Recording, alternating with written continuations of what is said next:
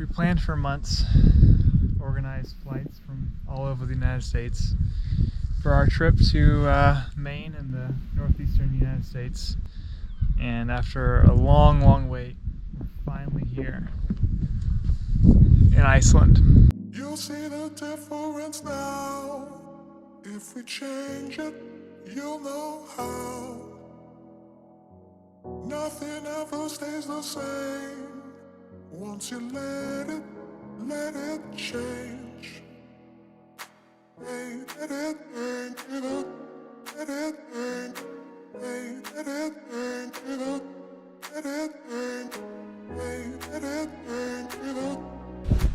So how did we get here? Excellent question.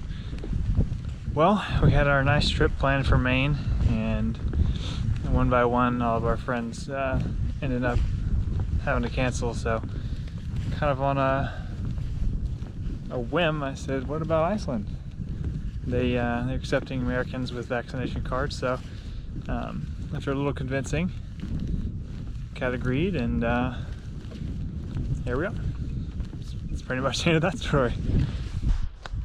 I'm at our first location, Thingvellir National Park. Kat, first impressions? It's big. So far so good.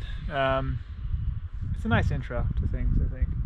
I guess a little bit different than I was expecting as far as land-wise. I mean, you leave the city and it's like immediately Wyoming. But pretty cool.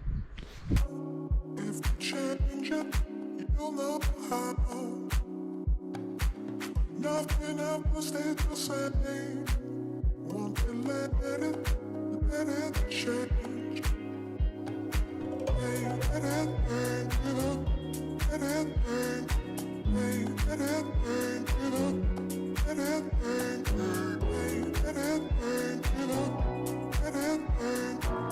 Alright, next stop is Geyser.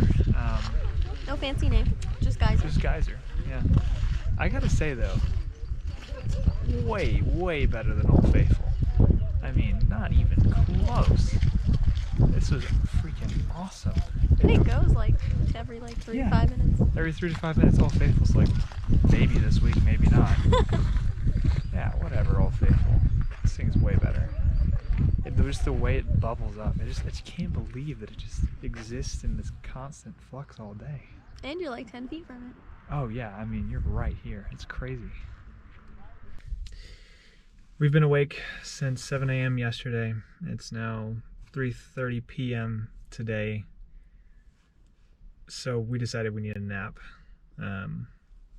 Nap first, Golfos later, but for you, Golfos right now.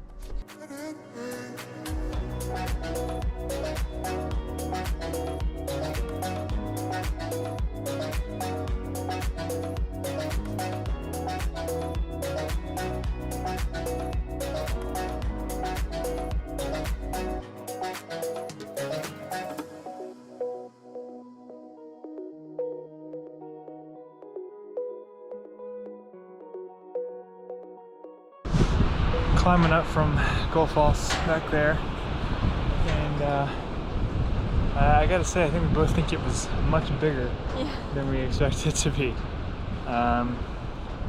One comparison I can really think of is Yellowstone Falls, and it's huge. I mean, just the width of it alone. Everything here is so accessible. Like, you can get so close to the edge of this waterfall and the other things we've been to so far, which is fantastic for us. Yeah, I mean, checks out because we're going to be really close to a volcanic eruption trip, so. Yeah. All right, what's your next? Carrot Crater, that's right. See you there. We're here at what might be our final location for today on day 1, Carrot Crater.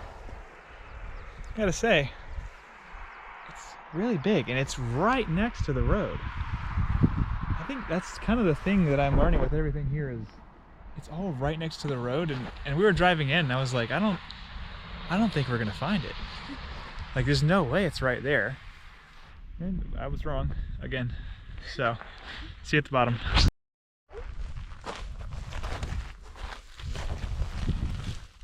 Oh, that's cold. How cold? Colder than the glacier water. Really? Colder than glacier, eh?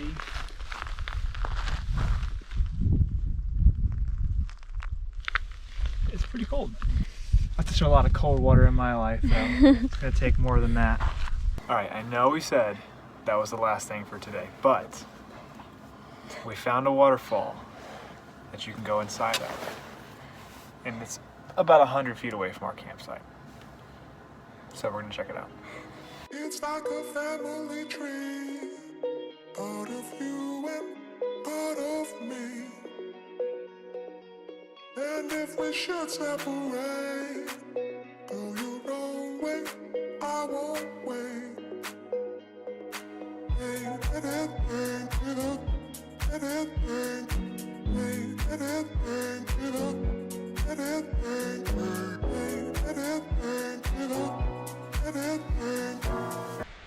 As I usually do, kind of just been thinking about the theme I want this video to have. What's the big topic? The philosophical? Philosophicism? What's the big picture? What's the vulnerability that I want to elaborate on in this series? And for me, I think it became abundantly clear that what I want to talk about in these however many videos this becomes is fear. Something that's become very present in my life recently, and mostly with this trip. Just a lot of fear surrounding coming here to a new place, to a foreign country, and something we haven't done in the vlog before. Usually just been domestic adventures, and this represents not only a foreign adventure, but one I wanted to take for a long time. I've long been fascinated with Iceland and just everything that it has to offer. So I found myself on the plane yesterday when we were boarding in Orlando, and I was so terrified, and I had a panic attack. And I'm not really afraid of flying, but I was sitting there in the plane, and I almost got off. I almost didn't even come here. And thanks to Kat, who helped me kind of calm down, realize that it was going to be okay, and kept me on the plane and kept me in this trip. We ended up here, and I'm truly thankful for that. Where does that come from? Where is that fear, and why is it here? And I think once I made it past that kind of boundary, I thought it was going to be okay. I was like, oh, it's smooth sailing now. Once we're in the air, I don't really have a problem with that. We made it to the ground, and I was like, oh, we're here. Now I'm going to be fine, right? No, the fear is still here. It's just changed shapes. So one minute I'm sitting on a plane thinking I need to get off this plane as quickly as I can, and the next minute I'm thinking, oh, I'm in Iceland.